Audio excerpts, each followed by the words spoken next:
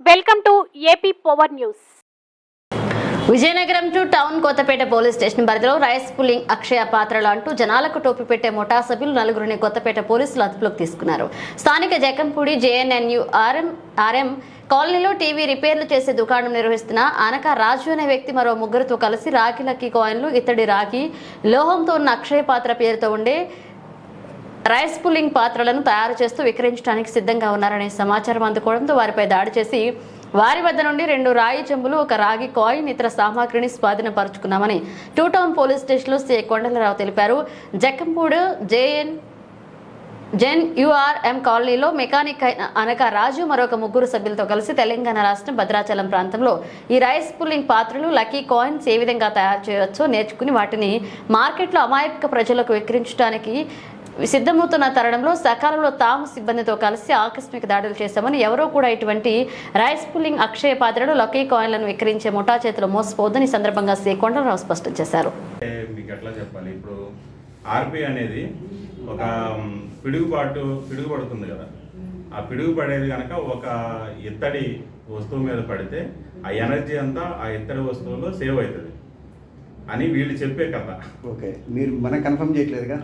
నేనేం కన్ఫర్మ్ చేయట్లేదు. ఓకే, వాళ్ళు చెప్పే కథ అది. ఓకే, సో ఆ ఎనర్జీని వీళ్ళు సేవ్ చేసి దానికి ఒక శక్తి వస్తుందని, అలాంటిది మన దగ్గర ఉంటే మనకి కలిసి వస్తుంది అని చెప్పేసి ఒక నమ్మకం.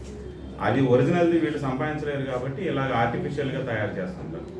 తయారు చేసి దీన్ని టీఆర్పీ కాయిన్గా ఎవరైతే మానసిక బలహీనంగా ఉండి డబ్బు కోసం ఎదురు చూస్తుంటారో వాళ్ళని మోసం చేస్తూ ఉంటారు. ఓకే సార్, కాయిన్ తయారు చేశారా? ఉంటారు పాకిస్తాన్లో కూడా చేయడానికి ఎగ్జాంపుల్ అట్లా లింక్ ఏమైనా ఎంక్వైరీ చేశారా? లేదండి, అలాంటిది ఏం ఎస్టాబ్లిష్ కాలేదు. ఓకే సార్, బేసికల్గా అసలు వైఎస్ఆర్ కాలనీలో ఒక మా టీము పెట్రోలింగ్ ఉన్న టైంలో వచ్చిన ఒక ఇన్ఫర్మేషన్ బేస్ చేసుకుని ఒక ఇంటి మీద రైడ్ చేసినప్పుడు అక్కడ ఆకన రాజు అనే ఒక టీవీ ఇన్ఫర్మేషన్ పెట్రోలింగ్ ఉన్న టీం రావడం జరిగింది. దాని మీద అతని హౌస్ సెర్చ్ చేసినప్పుడు ఈ ఆకన్ రాజు అతనితో పాటు ఇంకొక ముగ్గురు అతన్ని హెల్ప్ చేసేవాళ్ళు పట్టుకోవడం జరిగింది. వాళ్ళని అతన్ని ఇంట్రాగేట్ చేసినప్పుడు అతను చెప్పింది ఏమంటే, డిఆర్పి అనే ఒక డివైజ్ని, రైస్ పుల్లింగ్ అని మనం మామూలుగా అనుకునే డిఆర్పి డివైజ్ని వాళ్ళు కొన్ని కెమికల్స్ వాడి ఒక పద్ధతి ప్రకారం ఒక 4 రోజుల పాటు దాన్ని తయారు చేసి, దాన్ని ఎవరైతే ఇది ఇంట్లో ఉంటే డబ్బులు వస్తాయని మూఢనమ్మకంతో ఉంటారో వాళ్ళని సెలెక్ట్ చేసుకుని వాళ్ళని లోపరుచుకుని వాళ్ళని లక్షల రూపాయలకి వాళ్ళని మోసం చేసే పరిస్థితి ఉంది ఇక్కడ. సో అలాంటి ప్రిపరేషను చేస్తున్న క్రమంలో మాకు సమాచారం రావడం, మేము వాళ్ళని పట్టుకుని అతని దగ్గర నుంచి ఆ కాయిన్, తయారు చేసిన కాయిన్ని, అలాగే తయారు చేయడానికి ఉపయోగించిన 2 ఇత్తడి చెంబులు కూడా సీజ్ చేయడం జరిగింది.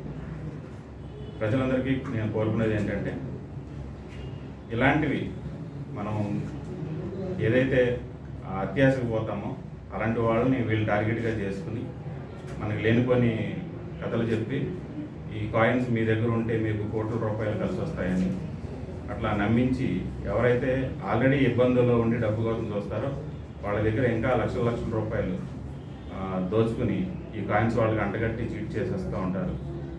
ఇలాంటి విషయాల్లో కొన్ని సందర్భాల్లో అక్కడ తెచ్చుకున్న అప్పులు, ఏదైతే ఈ కాయిన్ కోసం అప్పు చేశారో ఆ అమౌంట్ తీర్చలేక వాళ్ళు సూసైడ్ చేసుకుని చనిపోయిన సందర్భాలు కూడా ఉన్నాయి. కాబట్టి ప్రజలెవరూ కూడా ఇలాంటి మూఢనమ్మకాలకి బానిసలు కావద్దని చెప్పేసి వైఎస్ఆర్ కాలనీలోనే ఉంటాడండి. వైఎస్ఆర్ కాలనీలోనే గత 10 ఏళ్ళుగా ఉంటున్నాడు. ఒక 1.5 సంవత్సరం క్రితం ఇతను భద్రాచలంలో వేరే అతని దగ్గర ఇది నేర్చుకున్నానని చెప్తున్నాడు. బాధితులు ఎవరు లేరండి, లక్కీగా ఇంకా వీడు ఎవరికి అది చేయలేదు. సార్ ఏ సెక్షన్ పెట్టారు సార్? చీటింగ్ ఓన్లీ చీటింగ్ అయినా సార్? ఏమి లేవండి, రికార్డ్ ఏం లేదు. ఓకే సార్, మెకానిక్ చేసేది ఒక్కడే, అతను సహాయం చేయడం కోసం ఇంకొక 3 ఉన్నారు అక్కడ. అంటే పార్టీని పట్టుకోవడం కోసం అని చెప్పి వాళ్ళని ఎంగేజ్ చేస్తున్నాడు.